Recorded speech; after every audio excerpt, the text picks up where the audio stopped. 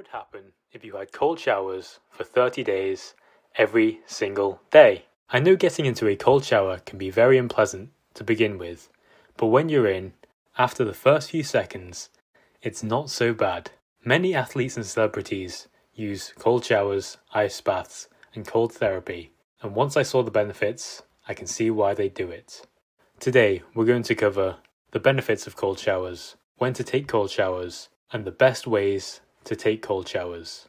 Before we get into the video, make sure to subscribe and leave a comment down below saying, "I subscribed," and I'll try my best to respond to as many comments as I can. Number 1. Exposing yourself to the cold can help you burn fat. In the body, there are two types of fat, white fat and brown fat.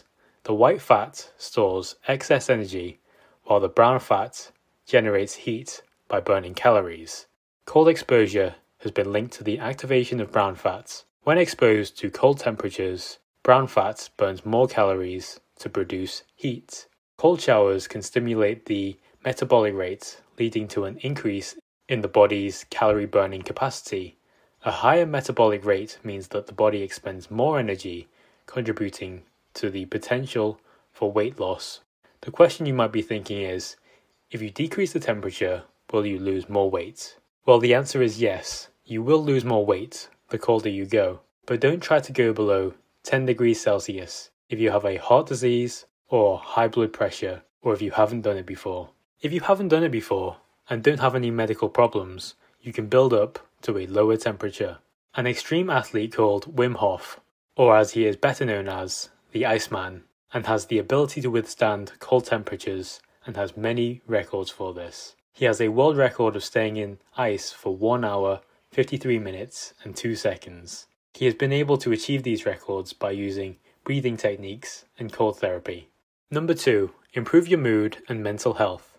Exposing yourself to a cold shower can trigger the release of a neurotransmitter called norepinephrine that travels throughout your body and activates the sympathetic nervous system, and that can promote attention, learning, and memory. As well as this, it is a mood regulator and is associated with feelings of well-being and a positive mood. If you have low levels of norepinephrine in your body, it can lead to higher levels of anxiety, depression, and sleeping problems. It's important to consider how long you should expose yourself to the cold for and how cold it needs to be. To increase norepinephrine levels, exposing yourself to 14 degrees Celsius cold water for an hour can increase norepinephrine levels by 530%. This is way too long if you're considering doing this 3 times a week or every day. There is another study that shows if you dip your body in very cold water of 4 degrees Celsius for just 20 seconds, it can increase your norepinephrine levels by 200 to 300%. So you can increase your norepinephrine levels in just 20 seconds, but do be mindful that 4 degrees Celsius is very cold. Number 3. Reduction in overall inflammation in the body. Inflammation is not always a bad thing and can be a good thing in the short term for your health. It's actually a natural response from your immune system to heal an injury or fight an infection. Normally it is meant to go away, but if it remains and becomes long-lasting inflammation, it can damage healthy cells, tissues and organs, which causes a lot of problems for a lot of people. Cold exposure can temporarily decrease the metabolic activity in the affected tissues. This reduction in metabolic rates slows down the release of inflammatory substances and enzymes, contributing to a decrease in inflammation. Number 4. Improve mental toughness. Cold exposure is inherently uncomfortable, especially when you first start. Facing and tolerating this discomfort on a regular basis can help build resilience and mental toughness. Over time, you will find that you can manage and embrace discomfort without being overwhelmed, and you can eventually be comfortable with being uncomfortable. By consciously choosing to endure discomfort and override the instinct to escape the cold, you also develop enhanced adaptability and a sense of control over your thoughts and emotions. This can also help you bounce back from setbacks, failures, and can make you better at confronting challenges without succumbing to the fear of anxiety. Number 5. Improve your endurance capacity by boosting mitochondrial biogenesis. When you expose your body to the cold, it stimulates mitochondrial biogenesis. Mitochondrial biogenesis is essentially the production of new mitochondria. Mitochondria are the powerhouses in your cells that allow us to use oxygen for energy, and an increase in the number of mitochondria can give you more energy available to train or compete faster and longer if you're training in sports or competing in competitions.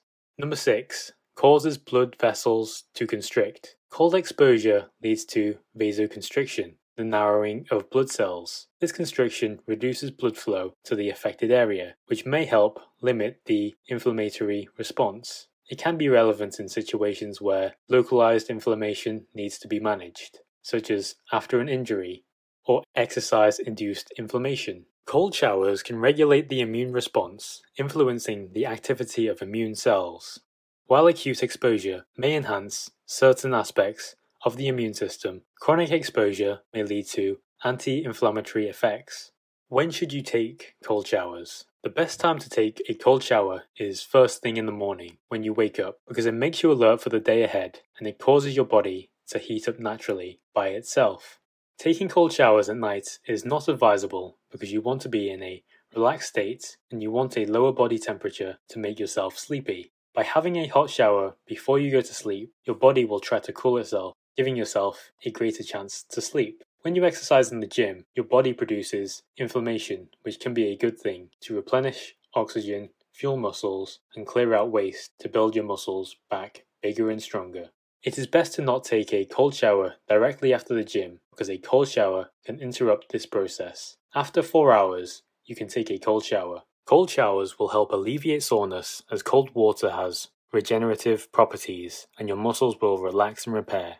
The best way to take a cold shower is to start with a temperature you feel comfortable with and gradually decrease the temperature so that it is down to 20 degrees Celsius or below. Stick to this for 1 to 2 minutes. 1 to 2 minutes per day is optimal because the optimal amount of cold exposure per week is 10 minutes per week. So if you divide it by 7 days, that's roughly 1 to 2 minutes per day.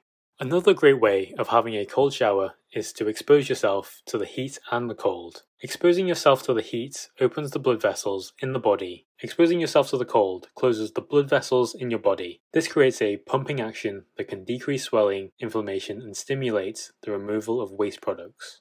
One way to do this is through a sauna and a cold plunge technique. Before entering the sauna, drink 2 glasses of water to stay hydrated. Then enter the sauna for 10 to 15 minutes. Fully submerge yourself in a 19 degrees Celsius or below cold shower for 1 to 3 minutes. Remember to control your breathing and try to stay calm when you're in the cold shower, as if you're meditating. If you're going to try cold showers, comment down below and let me know that you're going to try cold showers and what your experience was like. If you like this video, I'm sure you'll like this playlist, and if you haven't already, make sure to hit that subscribe button.